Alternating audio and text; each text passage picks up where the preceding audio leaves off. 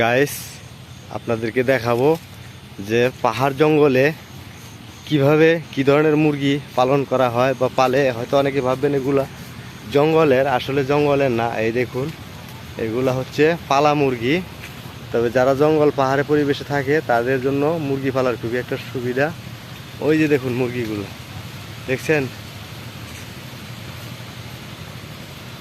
হয়তো অনেকেই ভাববেন জঙ্গলের মুরগি। না ভাই, জঙ্গলের মুরগি না, এগুলা পালা মুরগি।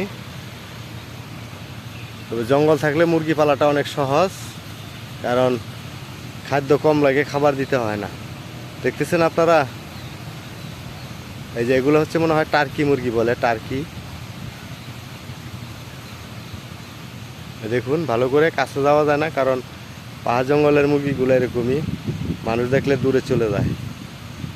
ওই যে সবগুলাই জঙ্গলের ভিতরে ঢুকে যাচ্ছে, তা আপনাদেরকে ভালোভাবে দেখাইতে পারলাম না।